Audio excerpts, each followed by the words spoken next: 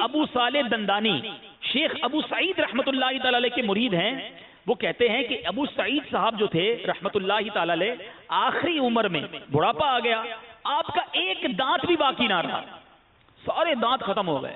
مگر جب بھی کھانے سے فارغ ہوتے تو اپنے مرید سے کہتے مجھے خلال لا کر دو, اور دانتوں کی جگہ پر خلال پھیر لیتے. تو مرید کہتے میرے دل میں خیال آیا, زبان سے نہیں کہا, کہ حضرت کے دانت ہی نہیں ہیں, پھر بھی روزانہ کھانا کھانے کے بعد خلال منگواتے ہیں اور اسی دانتوں کی جگہ پر خلال پھیرتے ہیں. اللہ والے دل کی بات کیسے جانتے ہیں. مرید نے کہا نہیں, پیر صاحب کہتے ہیں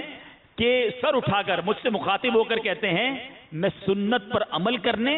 اور رحمت خداوندی طلب کرنے کی خاطر خلال کرتا ہوں, کیونکہ میں نے اپنے آقا سے سنا ہے اللہ تعالیٰ میری امت کے ان افراد پر رحمت فرمائے جو وضو اور طعام میں خلال کرتے ہیں.